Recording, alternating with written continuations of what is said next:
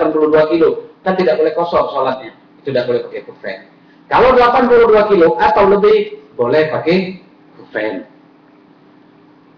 Kemudian syurutu jawazil mashi. Syarat-syarat bolehnya mengusap di kufen itu. Ada 6. Yang pertama, lubsul khuffaini ala taharatin kamilah. Memakai kedua kufen setelah kita bersuci secara sempurna. Kalau wudu setelah nyuci kaki. Ya. Kalau ada mandi wajib dulu.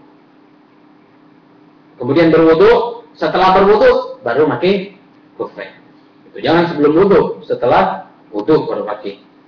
Yang kedua, ayyakuna qawiyaini. Kufennya ini hendaklah kuat. Berarti tidak boleh terbuat dari kertas atau kardus, ya. Yang penting dia kuat, tidak mesti dari kulit. Yang penting dia kuat. Boleh dari karet seperti zaman sekarang atau dari ban, kan itu termasuk kuat. Itu boleh.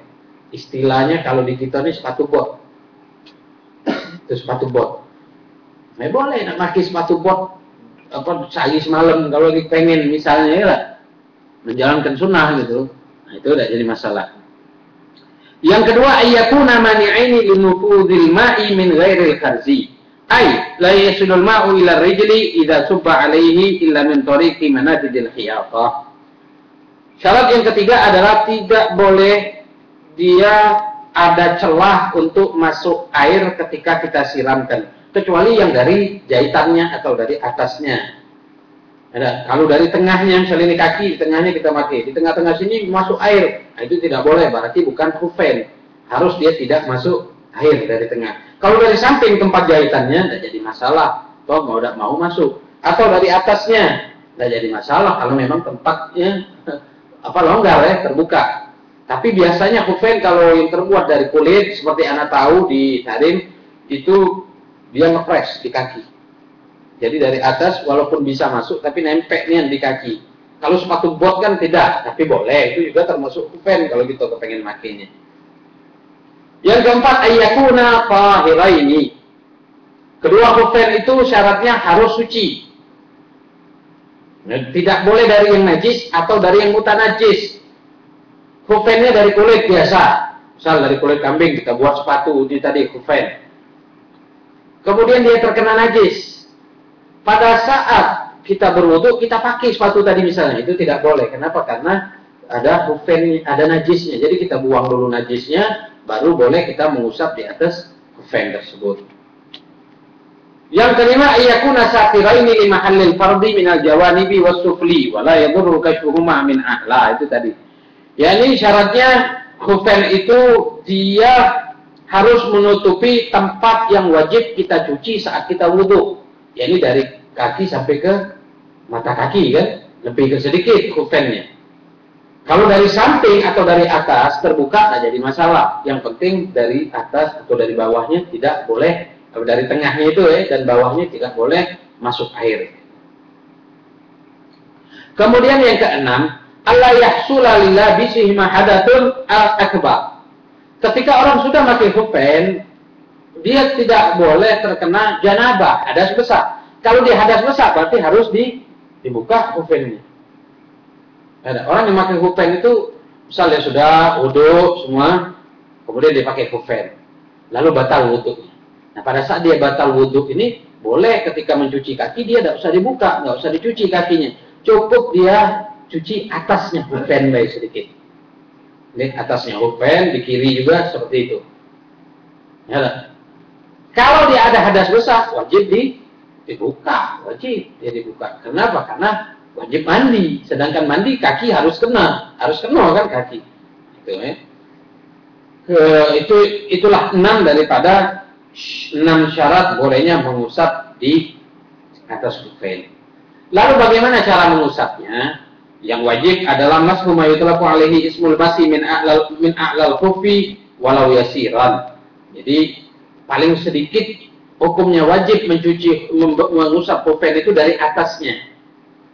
Jadi, misal kita pakai cukup di atasnya sini, dikit lah, air sedikit, sudah kita cuci, itu wajib hukumnya, walau sedikit. Dan yang sempurnanya adalah kita praktekkan begini. Kalau kufen di sini kita pakai, nyucinya ambil air tangan dua, kita cuci begini. Gini dari atas. Paham ya? Iya, begini. Nih. Tangan kanan di atas, tangan kiri di bawah. Itu cucinya. Itu yang paling afdolnya. Wa illa di atasnya cukup. Nah, di atasnya cukup. Logika di bawah, yang kotor di bawah logika. Nah, itulah agama Islam. Tidak semuanya harus menurut logika. Nah, kata Sayyidina Ali bin Abi Thalib, "Lau kana dinu bil aqli lamasahal khuf ala asfali." Kalau agama ini semua harus kita timbang dengan akal, maka membasuh khuf ini tadi dari bawah. Yang bawahnya yang dicuci. Kenapa? Karena yang kotor adalah di bawah. Tapi syariat menyuruh kita yang wajibnya di atas, ya sudah, berarti di atasnya kita cuci. Tidak bisa kita masukkan dalam akal kita. Kan yang kotor di bawah, kok dicuci yang di atas. Itulah Allah mengatakan, "Wa ma utitu minal ilmi illa qalilan." Tapi tidak beri kalian ilmu itu kecuali sedikit. Tidak harus semua ditimbang dengan akal.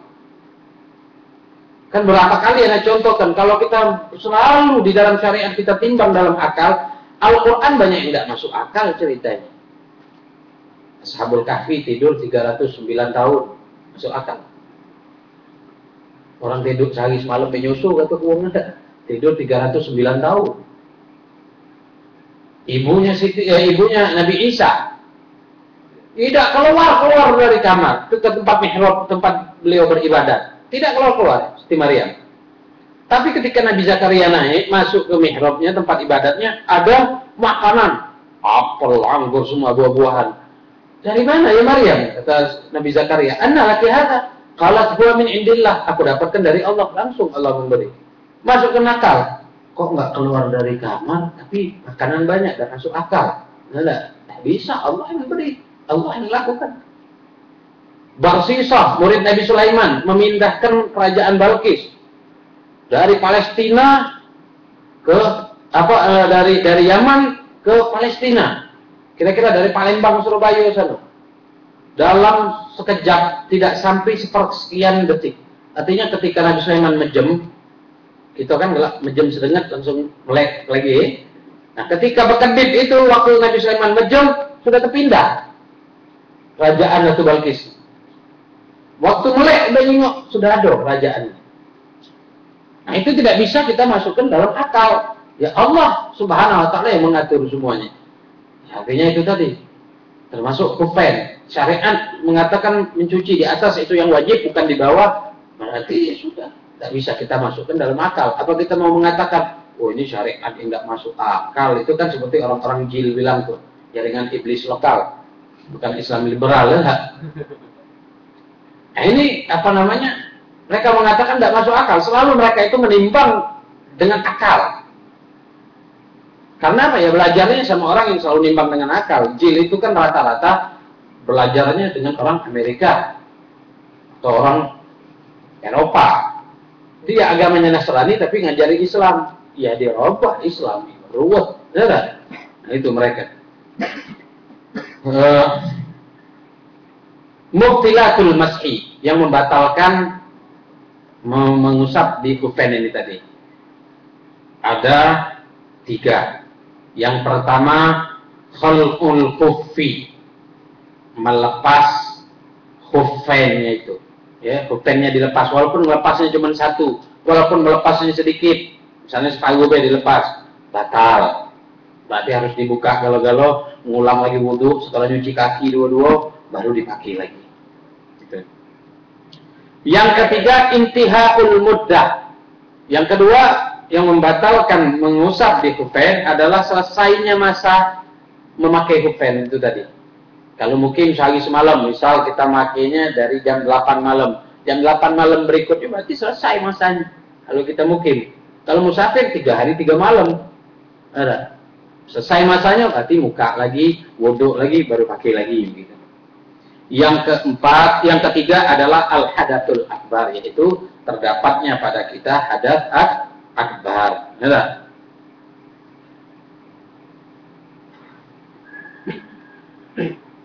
Nah itulah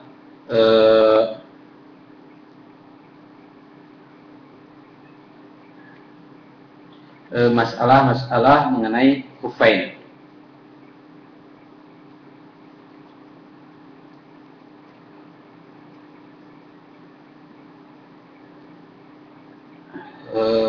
Selanjutnya kita akan membahas mengenai tayamum. Saya rasa cukup ini dulu, jangan terlalu banyak, satu bab aja dulu. Nanti pembahasan tayamum minggu yang akan datang baru agak panjang sedikit.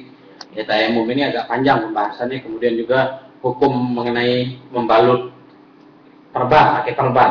Bisa terjadi perban di anggota tayamum, nanti bagaimana hukumnya, atau perban di luar anggota tayamum bagaimana hukumnya, itu nanti pembahasannya kita agak panjang sedikit. Nah, malam ini siapa yang mau bertanya, baik masalah kufen ataupun yang lain, tafadhol.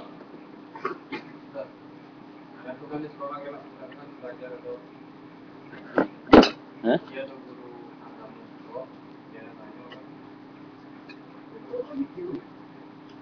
Ini kan suruh ngambil foto, gimana? Pakai gitulah kan?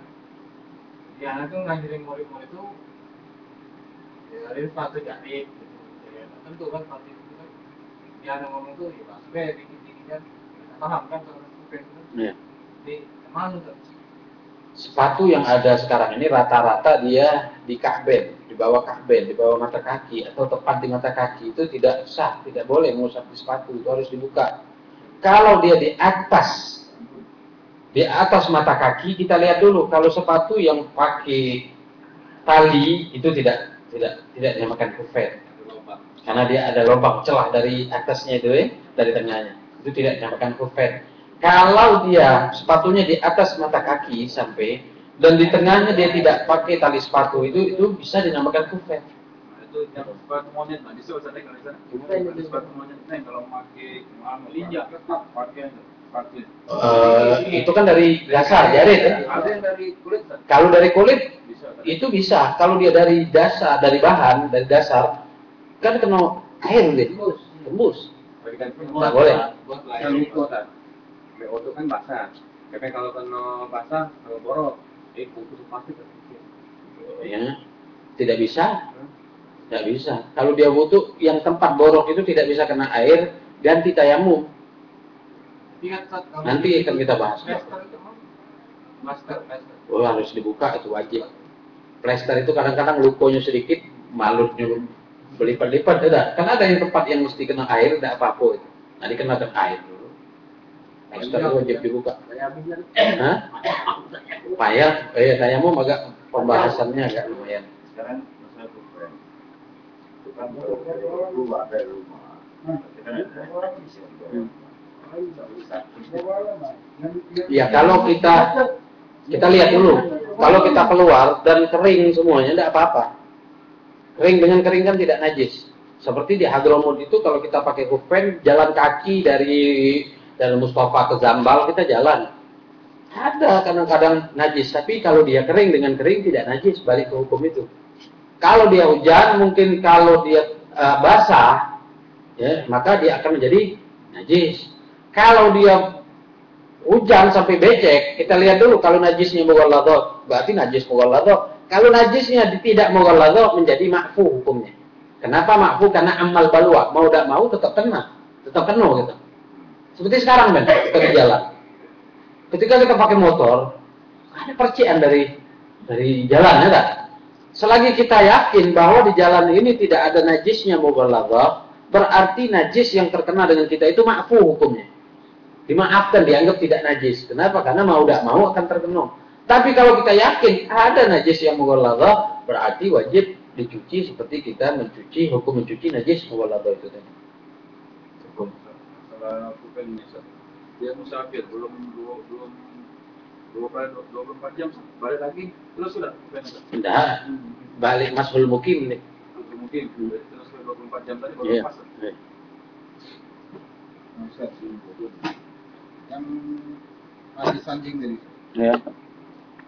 Kalau kita tersenggol anjing, itu diambur ke tanah atau di ucap? Ya itu tadi, kalau kering sama kering tidak najis. Kalau basah boleh diamburkan, boleh dicampur dengan banyak.